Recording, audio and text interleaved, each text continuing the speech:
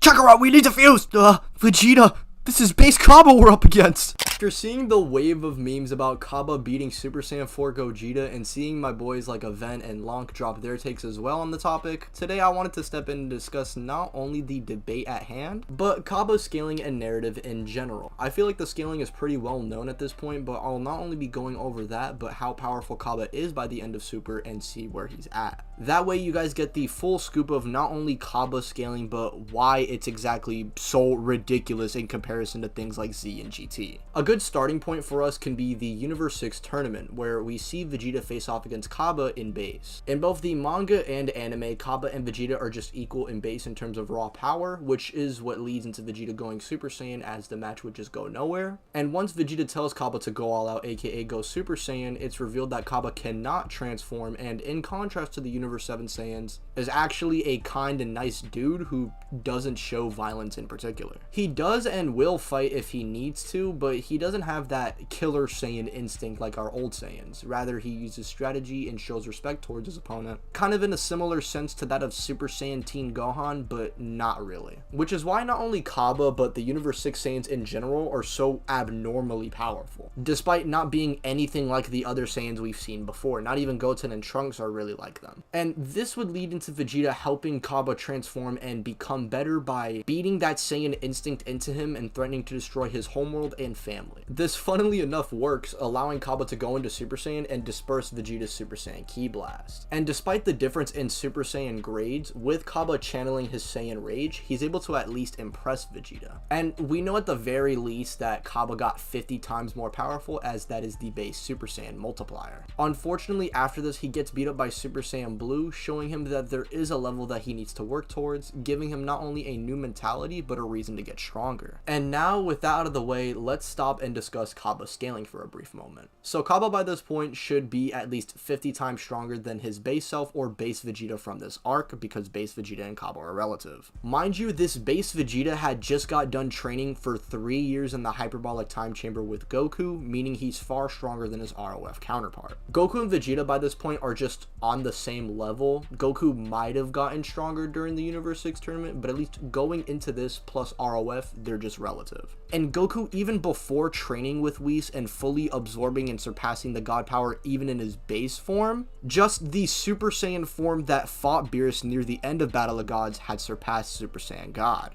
And before anybody brings up how the manga and anime scaling is different, in the manga, they actually go through a similar process, with us not only getting visual implications of Goku's base form being similar to that of the god form, or at least him absorbing it, but then we see base Goku somehow survive an attack from Super Saiyan Blue Vegeta, which unironically would be better than anything in Z. The reason why being above Super Saiyan God means you're above anything in Z is because the Super Saiyan God form was more of a challenge, or was looked at to be more worthy than fusing into Vegito and potentially trying to fight Beerus. Vegito, as we know in the Buu saga, even in Super Saiyan, is just the undisputed #1 character in Z. And this statement is implying not only a stronger Vegito than the one from the Buu saga can't stop Beerus, but it might be Goku even acknowledging that a Super Saiyan 3 Vegito hypothetically wouldn't even be able to do anything. And the reason why God Goku is so impressive is because him and Beerus, with literally like 5 or 6 fist clashes, they were just going to destroy the entire Dragon Ball macrocosm. It's funny to think about, but Cabba unironically would beat the bricks off of the Super Saiyan Goku that just surpassed Super Saiyan God Goku and was fighting Beerus to a relative level. And even in just one fight, not only did Cabba's mentality change, but now he has a reason to go even further beyond, and ends up becoming the second most powerful in Universe 6. So hey, everything pretty much worked out for him. Now, before we see Cabba again, we actually do see Goku and Vegeta getting multiple times more powerful. Goku and Vegeta in base-to-base going into the TOP should be relative, and this is important to note because not only did Goku surpass Vegeta by the end of the Universe 6 tournament, but we see him at least get 10 times stronger, since now Goku and Blue can beat a stronger hit than the one in the Universe 6 tournament, and as we know, he needed Kaioken times 10 to even contend with Hit. And we know that Vegeta got a lot more powerful during the Black Arc because he went to go visit the Time Chamber. This is important to note because at least in the anime's continuity, Caulifla and Cabba should be relative with one another, at least in their based initial Super Saiyan forms, and a Super Saiyan 2 Caulifla is able to clash with a Super Saiyan 2 Goku. Mind you, Super Saiyan Vegeta in the previous arc was already above Super Saiyan Cabba, So the fact now that a Super Saiyan 2 Caulifla who's relative with current Cabba or TOP Cabba, this would have to mean that yes, Cabba did in fact get a lot more powerful, which makes sense because during this time he more than likely mastered the Super Saiyan form. And as we know, with mastering the Super Saiyan grades, the Super Saiyan form naturally becomes more powerful. And during the TOP, we would see him break his limits and even discover Super Saiyan 2.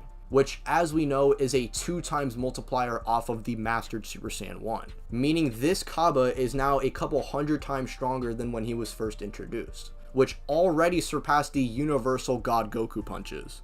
And of course, him going into Super Saiyan 2 in this episode in general is to show how he doesn't need Vegeta to help him find his way, rather he needs to find it on his own, which gives us a pretty wholesome moment for Cabba discovering Super Saiyan 2 and putting down this fat fighter from Universe 4. The narrative is definitely there, and of course he tried to stand up to Frieza, the man who wiped out the Universe 7 Saiyans, and ended up relying on the form that was inspired by the Saiyan who defeated him to defeat Cabba, which I think just is leaking with narrative sauce. But unfortunately, besides this one episode of Cabba becoming a Super Saiyan 2, we get nothing for the character. It is interesting though to see that this Cabba forced Frieza to go golden, as this Frieza in base is now relative with the other Saiyans base forms as well, which just gives us more to say that Cabba definitely did get more powerful since he's fighting more powerful characters. And like I said, Cabba doesn't really get much to do after this and is really just used as a way for Vegeta to get a new form. But with you guys now being a little more aware of where Cabba is at in terms of super scaling, we can now discuss some silly debunks and allegations regarding the character and compare him to Z and GT.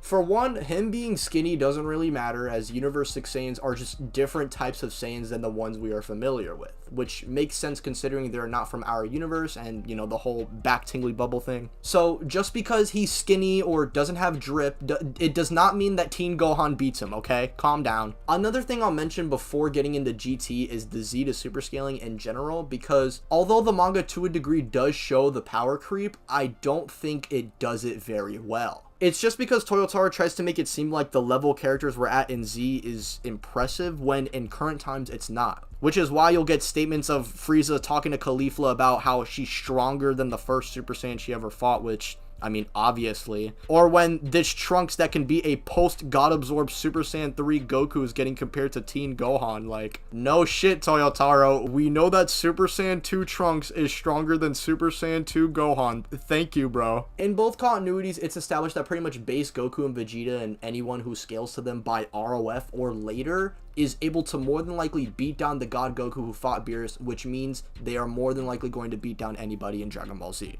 So with the Cabba over Z scaling established, we can now talk about GT, which in my opinion is a little weirder to scale. Now if we go off of just the pure upscaling of Z to GT and Z to Super, at least when comparing to the Champa arc, GT definitely has a lot more to say that the characters got stronger. However, even with this in mind, we have the strongest villain, that being Omega Shenron, only being able to destroy the entire macrocosm over time. He cannot do it within a few blows or in one shot. He needs to do this over time, and it's not even a valid way to scale because it's just absorbing the life energy passively around the universe. Like, if we compare Omega Shenron to the punches Goku and Beerus were throwing, it's actually not a fair comparison in the slightest. And so if you really wanted to be that guy and be like, well, GT Goku's actually hundreds of thousands of times upscaling from Buu Saga feats, whereas Super is only doing it 1,000 times, then you know what? Sure, I guess endgame GT characters can just barely beat the early Super ones. In terms of feats, Gogeta is just barely above a guy who's questionably doing the same thing as Goku and Beerus.